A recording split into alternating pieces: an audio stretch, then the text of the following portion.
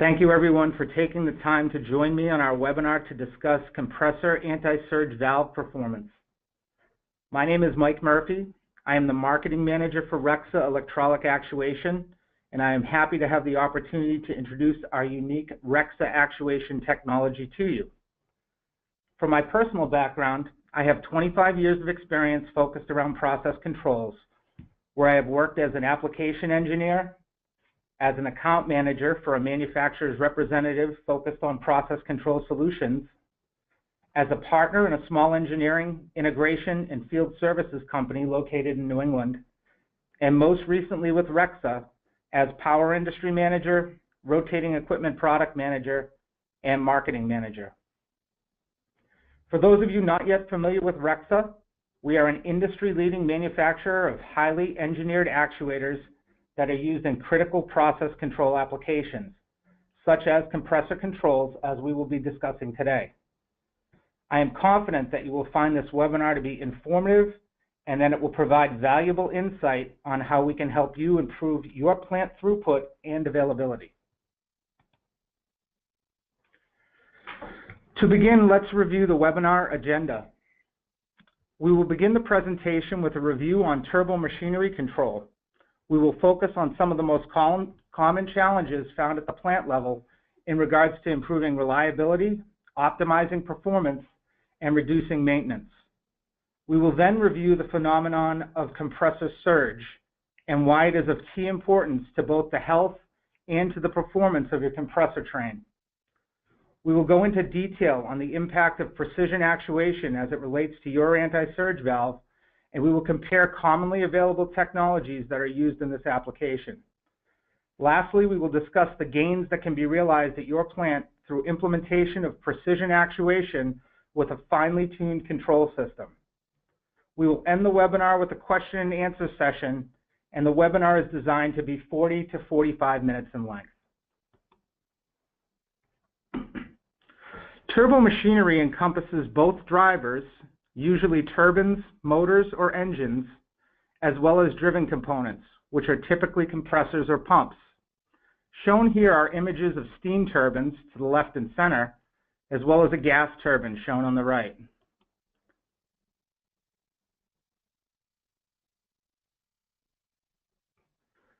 Shown here are images of propylene refrigerant compressor on the left, and you can see the steam turbine driver, and an ethylene compressor on the right. Turbo machinery describes machines that transfer energy between a rotor and a fluid, including both turbines and compressors. While a turbine transfers energy from a fluid to a rotor, a compressor transfers energy from a rotor to a fluid.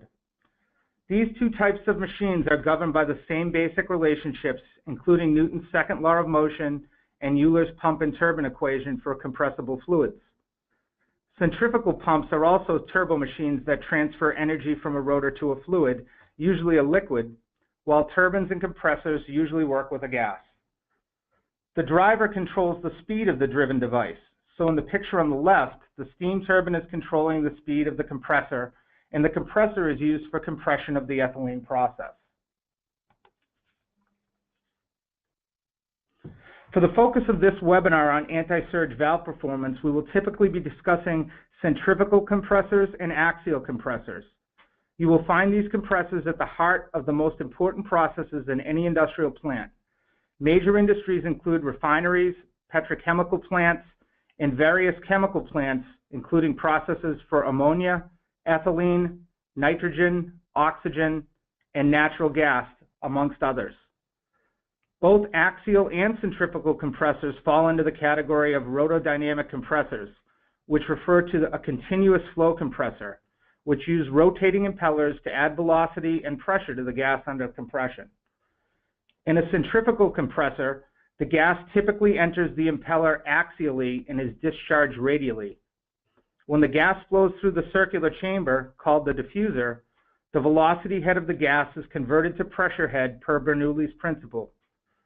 The impeller imparts kinetic energy to the gas, and the diffuser converts part of that energy to pressure head. By comparison, axial compressors do not change the direction of the gas. The gas typically enters and exits the compressor in the same direction. parallel to the axis of rotation. Many times, axial compressors consist of several stages, each consisting of a rotor and a stator. The rotor is a set of rotating blades designed to accelerate the gas flow, while the stator is a set of stationary blades designed to convert the energy gained from velocity to the gas to pressure energy. Regardless of the compressor type used, it is imperative that this machinery maximizes throughput and uptime for plants to achieve their target financial goals. Just like any control system, turbo machinery control consists of 4 components. Starting in the upper left corner of this slide, first we have measurement. You can see Rosemount pressure, differential pressure, and temperature transmitters here. These types of devices are used to measure process variables, and they transmit this information to a control system.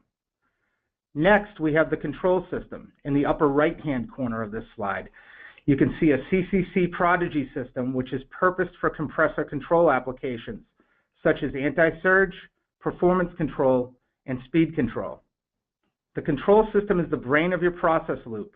It makes decisions based upon the measurements that it sees and issues commands to make corrective actions to keep the process in stable control. Next, we have the final control element itself. In the lower right corner of this slide, you will see a picture of a Rexa electrolytic actuator. We will discuss this in greater detail later in the presentation. Many valve manufacturers consider the control valve itself as the final control element.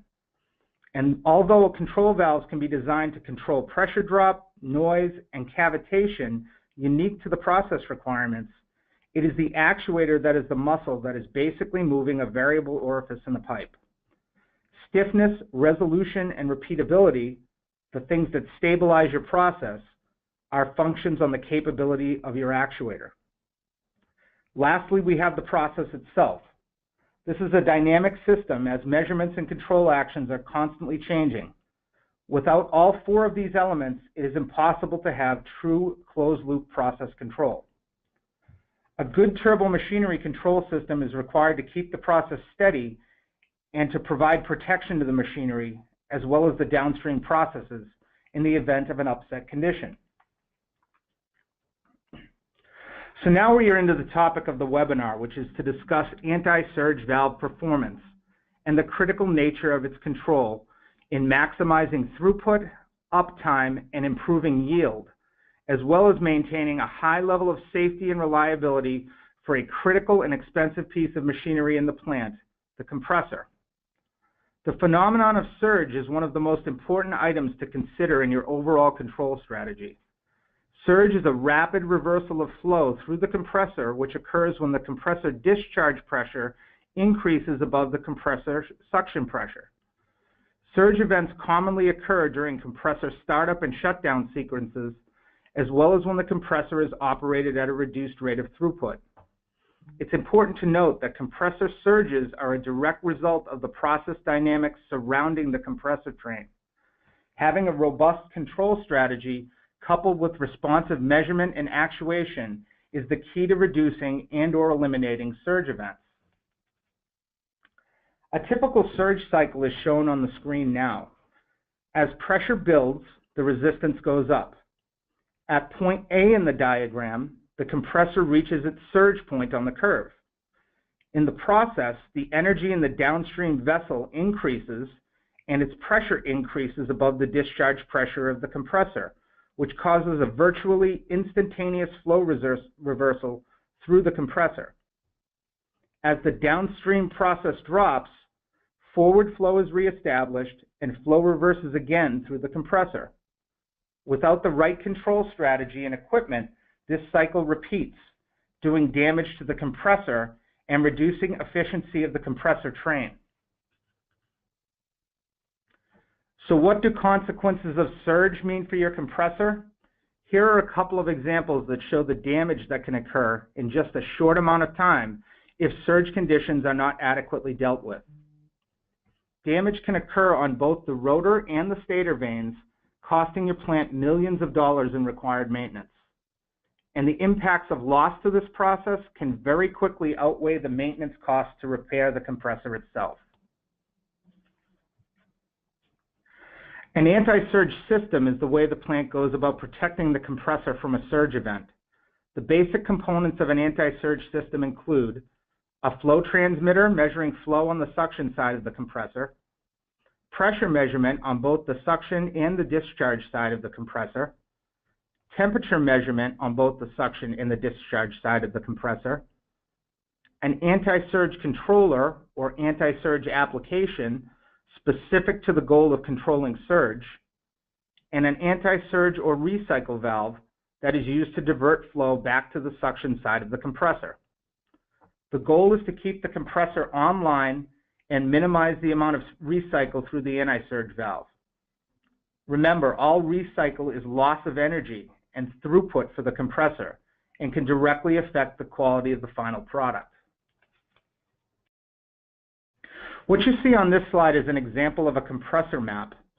The compressor map is a graph that describes a particular compressor's performance characteristics, including efficiency, mass flow range, boost pressure capability, and turbo speed.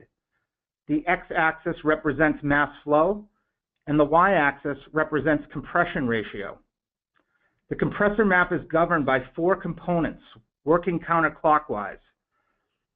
The minimum speed line of the compressor is the boundary located to the bottom left of the map.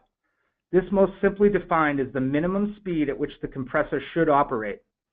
Below this limit, the compressor can't increase the pressure of the inlet gas. The choke line or stonewall line of the compressor is the boundary located to the bottom right of the map. This is typically defined by the point where the compressor efficiency drops below a certain efficiency percentage, perhaps 60%. If actual operation is required to normally be right of this line, it's probably an indication that you need a larger compressor. The maximum speed line is the boundary located in the upper right of the map. This is the maximum speed at which the compressor can work properly. Going beyond this limit stresses the compressor and can cause vibration and damage to the compressor. To avoid this condition, the typical response would be to lower the speed of what is driving the compressor, for example, a steam turbine or an electric drive. The surge line is the boundary located on the upper left-hand side of the map. We have previously discussed surge, but for the purposes of the map, a surge event would be evident if the operating point of the compressor moved to the left of this line. In anti-surge control, the response would be to rapidly move the operating point back into the center of the map's available operating zone, which is shown in light green on the map. You will notice that inside each of these boundaries there are green lines. These lines add safety margin to the operation of the compressor. Compressor control companies will establish guidelines for where these control margins should be based upon the compression process itself and based upon the ability to effectively tune the system with the supplied components, actuation, measurement, and the control strategy. The ultimate goal of any compressor control strategy is to expand this map without compromising safety, so the plant can operate through various process conditions while maximizing throughput. The following are 3 examples of signs of poor control. Unplanned process trips, where specific limits are exceeded. Unstable process variables, when the set point can't be achieved quickly. And lastly, constant recycle. Addressing these conditions with turbo machinery control can lead to improved efficiency and improved availability.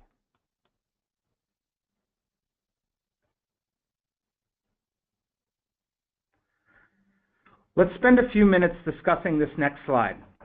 You will notice pictures of 2 actuators that are commonly used on anti-surge valves. To the left, you have the STI CCI Quick Track actuator, and to the right, you have the Emerson Fisher Controls ODV actuator. Both systems use a pneumatic piston style design to improve actuator stability in comparison to a pneumatic spring and diaphragm style actuator. And both actuators use their preferred smart digital positioner to reduce hysteresis. We will discuss this deeper in a few slides.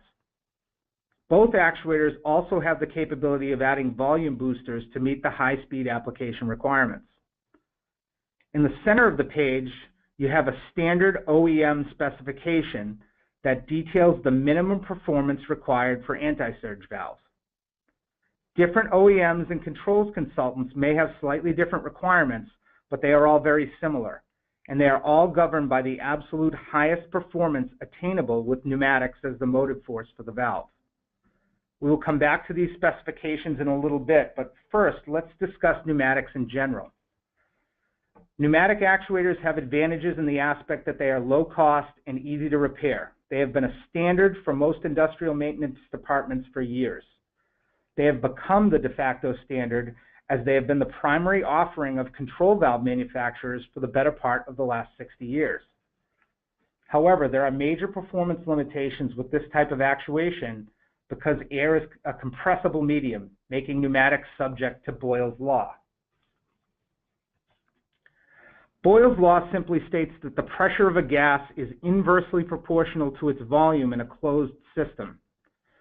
Take the example shown on this slide of a man pushing a box across the floor. The amount of force required to initially move the box is much greater to overcome the greater force of static friction. Once the box starts moving, the man is faced with a lower dynamic force. To further complicate matters, we have introduced a spring into the equation to replicate compressibility, similar to what happens in a closed system with a compressible gas such as air. So back to our actuator example. Once the force of static friction has been overcome and the movement is initiated, the pressure, P2, required to keep the actuator moving is instantaneously dramatically reduced. If the pressure is instantaneously and dramatically reduced, then to satisfy Boyle's law, P1 times V1 equals P2 times V2, the volume therefore must be instantaneously and dramatically increased.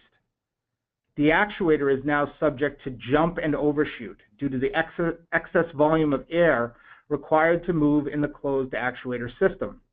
This results in hysteresis and instability for all pneumatic actuation.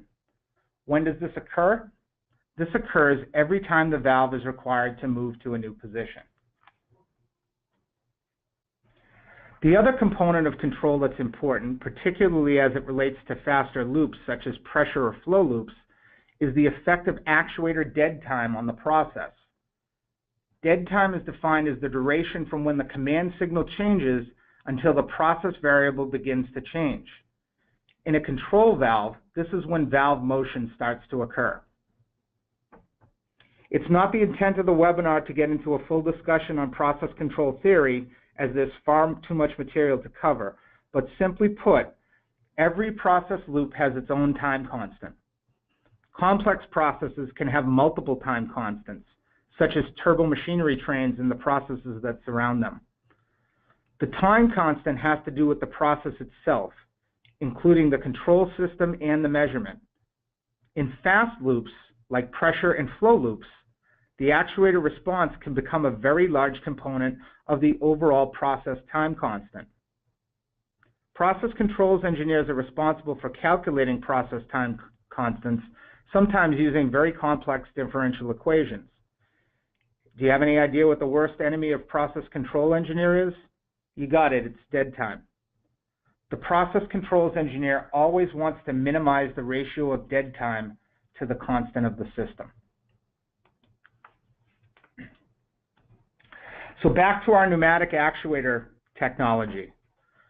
One of the ways several valve and actuator companies try to improve the performance of pneumatics is through the use of smart positioners, as is shown on both traditional options for anti-surge actuation. Smart positioners utilize advanced algorithms that can fairly accurately predict the response of pneumatics. These positioners dampen much of the jump and overshoot effect associated with Boyle's law through slowing the jump effect. On the flip side, smart positioners greatly add to the dead time of the process loop, specifically for small step changes. This effect is accentuated under load in the process. As this relates to compressor anti-surge, this concept is of great importance when trying to keep the compressor from entering a surge condition in the first place.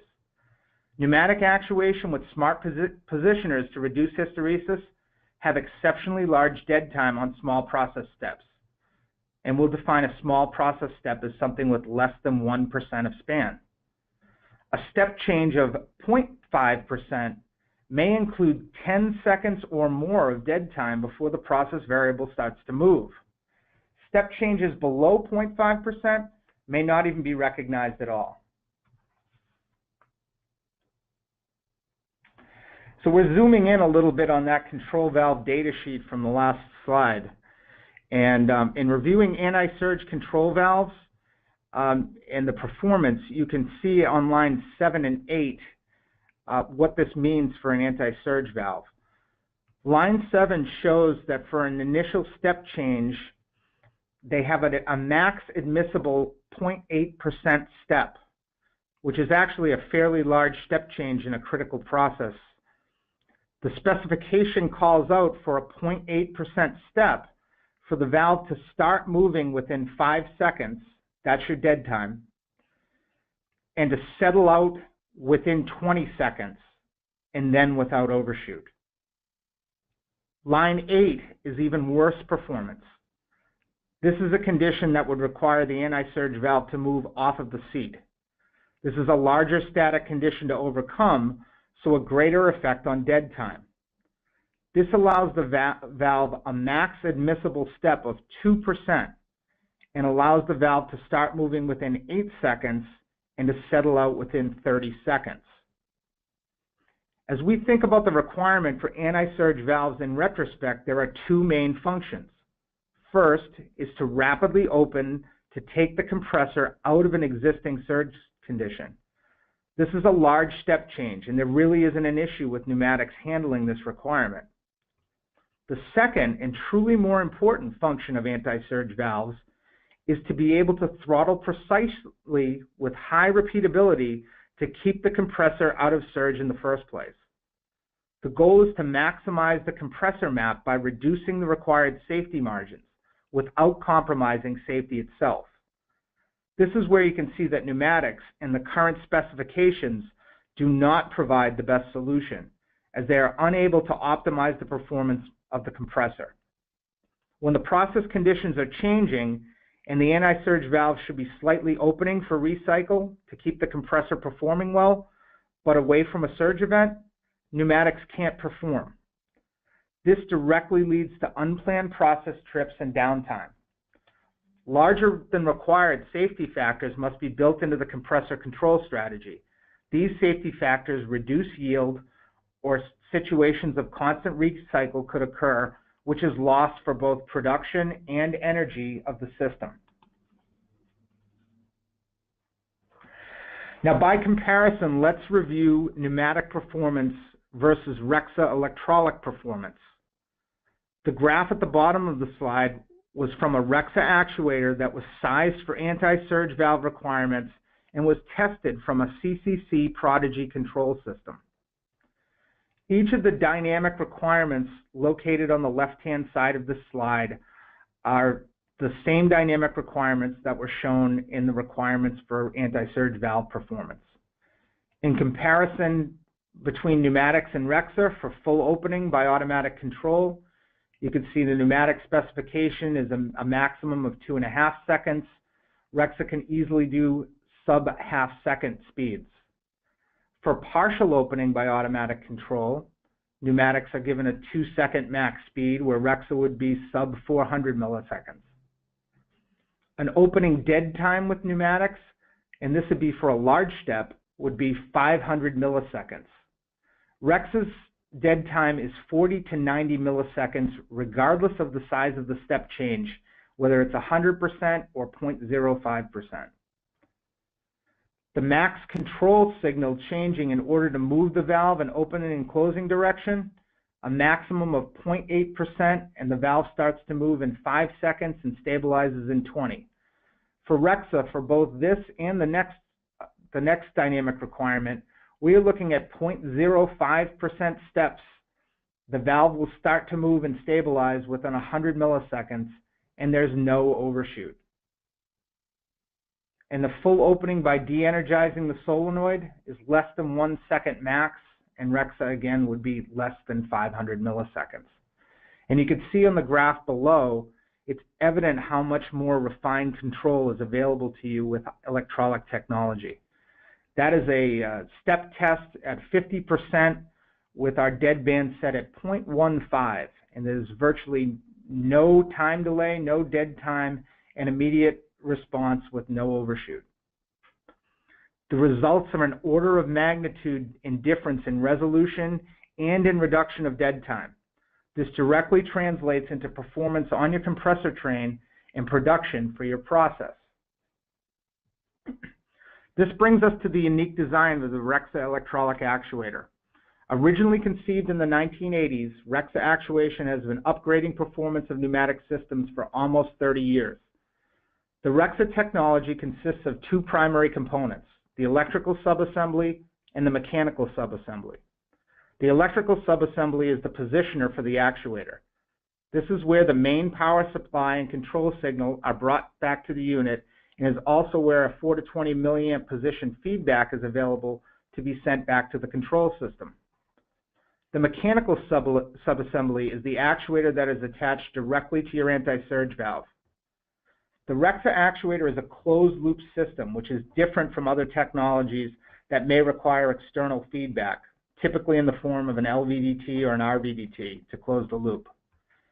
As such, the Rexa technology has both a motor power cable and a feedback signal cable interconnecting the two subassemblies. In the Rexa electrical subassembly, there is a configurable deadband parameter that can be set as low as 0.05%. When the control system requests the set point to move outside of the Rexa configured deadband parameter range, oil is pumped from one side of the actuator cylinder to the other side of the cylinder to facilitate valve motion. Once the target position is reached, the motor is de-energized and the unit will hold position until the next signal change command is initiated. This is accomplished with no overshoot because the actuator uses a non-compressible oil as a medium. The effect of Boyle's law that was previously described is designed out of the system completely. Internal to our power module, the Rexa electrolytic circuit utilizes a bidirectional gear pump, which is coupled to a servo motor. The motor is a brushless servo motor designed for 100% duty cycle and capable of very high frequency response, greater than 5 Hz. The gear pump works in conjunction with Rexa's proprietary flow match valve, which is what moves oil from one side of our cylinder to the other. The cylinders that we use are dual rod cylinders, so the oil volume exiting one side of the cylinder is equal to the volume entering the other side of the cylinder. This design eliminates both the requirement for an external reservoir and the requirement for continuously circulating oil through the system.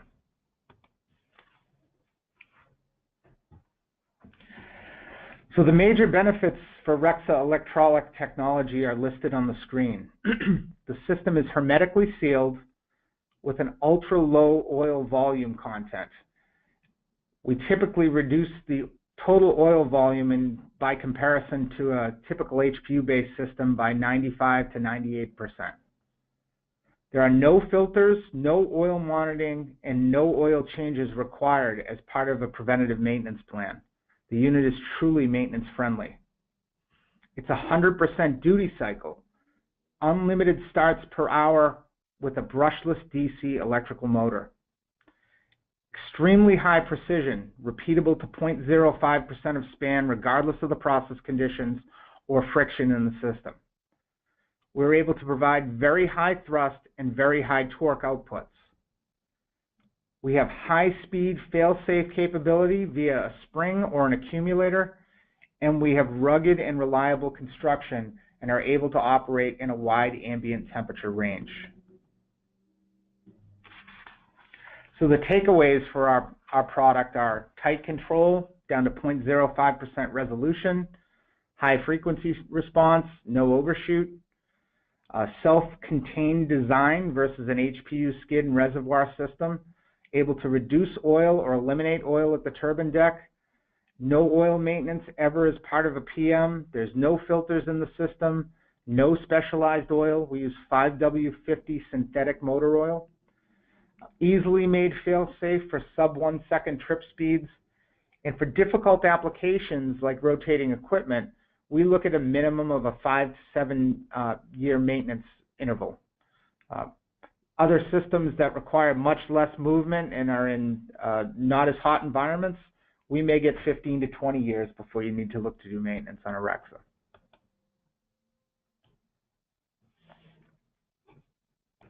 So we are ending the presentation with a few value statements. Beginning with availability, it's important to understand the impact of valve performance and system tuning together. Undertuned or overtuned systems can cause cascading trips in the process, leading to unplanned trips, resulting in reduction in train availability. Undertuning typically generates a slow and steady response control, but could be too slow to respond to process disturbances, resulting in a trip condition, while overtuning prioritizes quick response, but compromises steady control and may even amplify disturbances. Getting this right is critical to maximize availability. Here is an example of a disturbance affecting a compressor operation. For general purpose control and pneumatics, they're shown here in red, the disturbance takes time to settle out. Like they showed in the slide before, or the slide before, we said it could be 20 seconds or 30 seconds based on the specification. This has two effects. The first is the greater amplitude could result in a machine trip if, for example, a high pressure limit is exceeded. Secondly, prolonged disturbances can create instability in the downstream processes. Let's go back just a few slides ago when discussing pneumatic actuation and the effect of Boyle's law. It is impossible to tune these systems optimally due to the compressibility of air and the associated dead time with small step change requirements. Upgrade of anti-surge valve actuation alone to Rexa can immediately help you expand your compressor map, eliminate trips, and reduce time in recycle. Depending upon your existing control strategy, there may be additional opportunities for improvement through coordinating anti-surge control, process control, and your speed governor. This type of solution upgrade may also help you with more complex control performance like loop decoupling.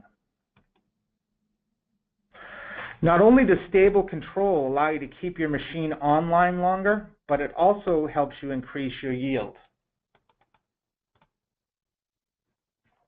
Consider the fluctuating flow of feedstocks. When the process is hunting for the set point, as with pneumatics, or there is unnecessary dead time, like with smart positioners, there will be unreacted chemicals creating unnecessary waste. With electrolytic control and a purposed anti-surge strategy,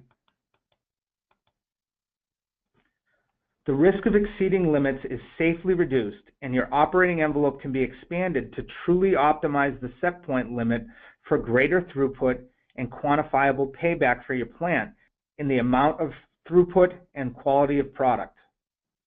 To provide context, we could consider the compressor speed. We know that higher compressor speed equals increased throughput, but as time goes by, process resistance increases.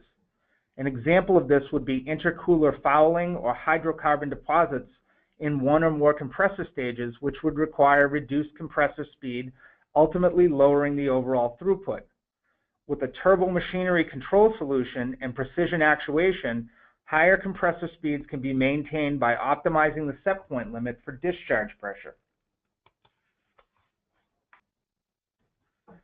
Often, we will find a wide control margin is used to compensate for slow controllers and pneumatic actuation.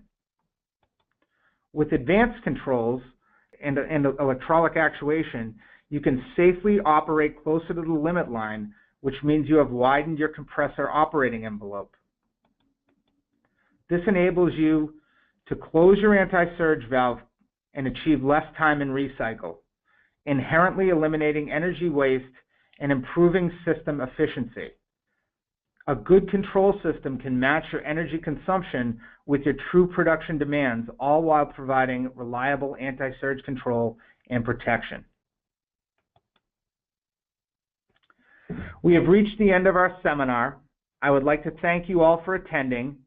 You can reach out to me directly at the email address or the phone number shown on the screen if you would like to further discuss how Rexa electrolytic actuation can help your plant achieve both its financial goals while improving safety and reliability.